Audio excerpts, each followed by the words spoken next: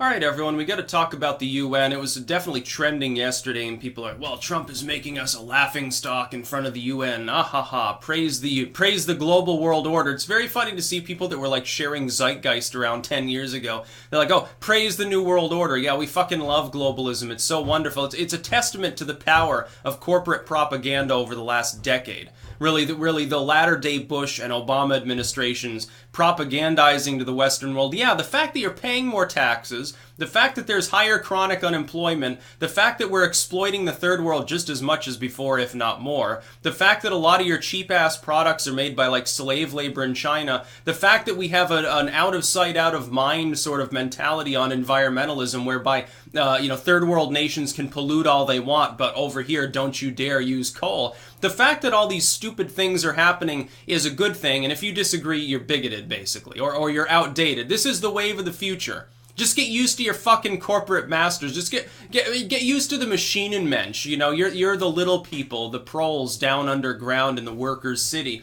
That's basically what they're trying to construct. They're trying to convince you. It's like, the other day, there was a reposting of an Economist article. And they're like, oh, if we lived in a world with open borders, we could add $80 trillion to the world economy. Oh, that sounds great on paper. Who do you think gets that $80 trillion? You? Do you think that you're the one that's going to gain that wealth? Do you think it'll be evenly spread among the entire population or given to the little people? No, there'd be even more unemployment. There'd be more widows and orphans and shit to take care of. The productivity, peanuts would be handouts, breadcrumbs would be given to them, and 90% of that wealth would end up in a few thousand people's hands. George Soros would be the world's first trillionaire probably at that point. Yeah, he'd love it. Businesses, corporations, governments, militaries, they'd be the ones absorbing the productivity. That's the whole point of globalism. Yeah, growth is so high, but it doesn't trickle down. It's literally, if you want to talk about trickle down voodoo economics, you're talking about corporatism. By the way, Ronald Reagan was a corporatist. He wasn't a true capitalist. He loved corporate entities. He loved monopolization, loved fucking trust. He never was a trust buster or anything. Meanwhile, the progressives, the initial progressive ethos had nothing to do with, oh, we need to give people more welfare for welfare's sake. No, it was about holding capitalism accountable because it was starting to strangle itself. It was about perpetuating capitalism. Oh, monopolies tend to violate the concept of a free market society. So we got to break them apart when a business becomes overly burdensome. To prevent it from strangling competitors that have a right to compete, we're going to bust the trust. We're going to take care of the monopolies. It's not far left. That's a far right sort of view economically. It had nothing to do with leftism. Unions, the first concept of unionization, it's not a far left principle. Today, unions, they're like, well, we want to force people to join our union. We want to force people to join them and pay in even if they're not members of it because, we're so wonderful and holy. They become corporations unto themselves. It was very funny to see the UN chuckling at Donald Trump. Well, your countries, how many of your countries have the kind of sustained growth that ours does? How many of your countries have an increasing play on the world stage with regards to trade deals? How many of your countries are the main world power? You've got nothing to laugh at. The only thing you're truly laughing at is yourself. And when I see people that are supposedly liberal, siding with like the UN of all bodies, okay, the UN, it solves no problems.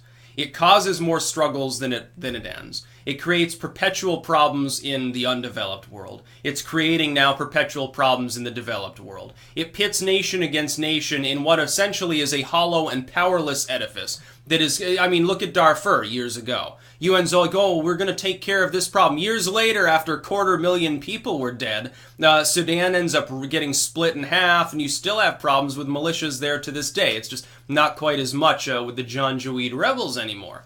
Where's the development? Where's this wonderful democracy and the UN nation building that was supposedly going to go on? Or didn't the UN do a wonderful job in the Rwandan genocide? Or Sierra Leone, for that matter?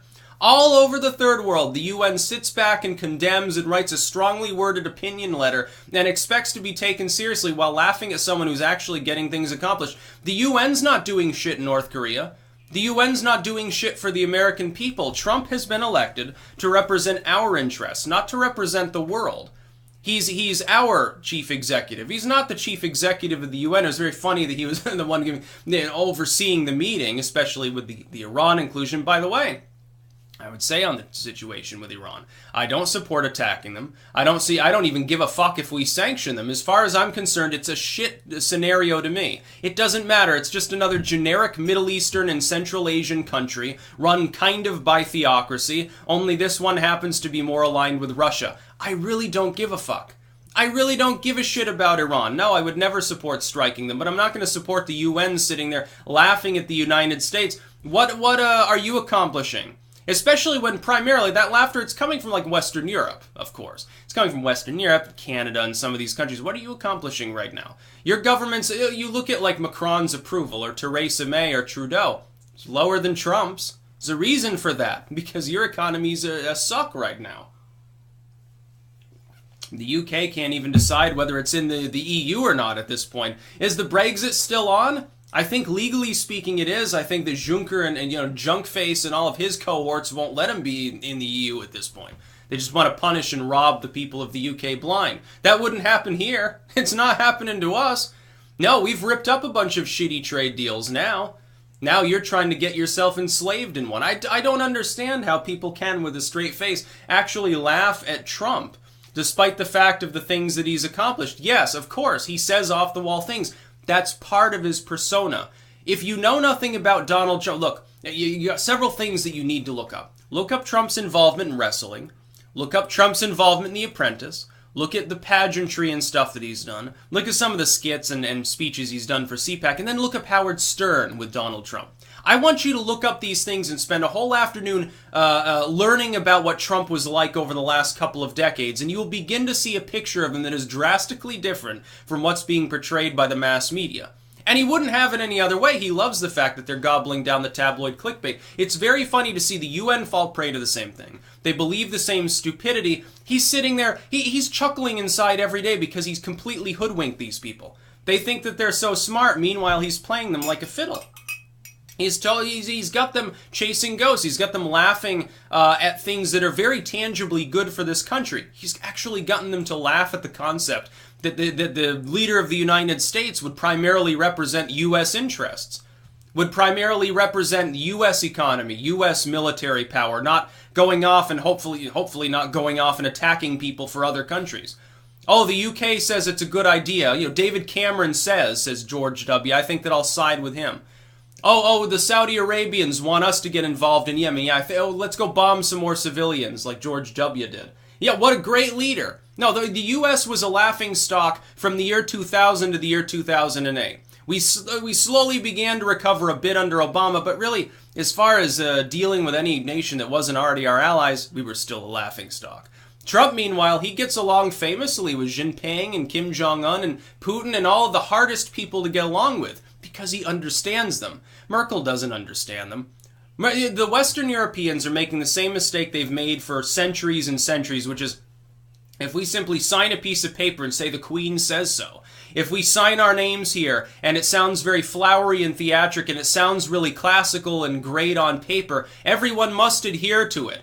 Our enemies must adhere to this document and this doctrine, they say, as they march into some third world country where they will get literally their heads chopped off. This is the problem. This is why Europe failed at imperialism, because they don't understand the fact that not the entire world plays by their rules. So they can't expand beyond their part of the world, because the rest of the world doesn't want to play by their rules. Right now, the United States is saying to hell with you. Look at what we're accomplishing. So we're number one in the world. We have the right to rule. And we do, because we're the only ones that are throwing off that weak convention. The concept that all the nations that will get together hunky-dory, will talk everything, they're wonderful on paper, until someone stabs you in the back or seeks to exploit you on a trade deal. Then you get pissed off, now don't you? And if it's only a little bit of a piss-off, you probably ignore it. The problem is that's what the United States did. We did it through successive administrations for decades and decades. And little by little, we were drained and leached. Each individual episode of a little bit of a tariff, a little bit of a funky line in a trade deal, a few American casualties, each little component didn't matter to the people that were in charge at the time. Trump is saying they all matter, they're all part of a total now, and we're throwing it all to the wind. That's what we're doing. It's working. Look at the economy, look at Korea. I think things are going fine. Oh, but Trump is bigoted and tyrannical, you may say. That's funny, I don't feel tyrannized. Trump is saying, no, I don't want to disarm you, and by the way, here's more of your money back at the end of the year. How's that tyranny? Oh, I don't think that corporations should censor what people believe in or what they should say. I don't think that economic edifices should discriminate against our population. I don't think that, people from the third world should be used as slave labor by a bunch of cheap-ass corporations here. How is this tyranny? No, tyranny is the UN, what the UN does. Oh, we're going to have limitless migration, so we're going to leech the donor nation. We're going to fuck up the host state. We're going to try to make it all legal. It's like when the UK comes out in regards to South Africa's land grab. And Theresa May says, well, as long as it's legal, this is a wonderful idea. So basically, you have no problem with tyranny so long as it's legal. This is the whole thing the UN is based on. It's okay to tyrannize nations. It's okay to abuse any state that disagrees with the rest of the nations in the world. It's okay. We've made it legal by a post-national authority. We don't even need to bomb you. We'll just lock you out of the world economy and let your people starve. You'll see the light. How is this not abusive? If you support this sort of global imperialism, which is really what it is, it tends to be led by a handful of the most powerful military nations in the world. If you support that, I hate to say it, you're a fascist. You're an imperialist. You're not a liberal. You're certainly not a conservative. No, you're an authoritarian. You're a tyrant, basically. Meanwhile, they want to talk about how Trump, he believes in some degree of civic nationalism, therefore he's a Nazi. No. That's not what happened. No, that's totally wrong. Who had a problem with the Nazis initially when they're building what was essentially a nation-state model? Did the UK get involved? Did France get involved? Did the US get involved? Did Russia attack them? Nobody did anything until they invaded Poland. So, don't fucking tell me that a post-national body's capable League of Nations, UN, whatever the hell it happens to be, don't tell me that it has any effect. Don't tell me that it has any moral judgment on any other nation. It doesn't. It's a weak edifice that will rip itself apart in due time, and the world will be better off for it when it collapses, ultimately. That's about all. Peace out.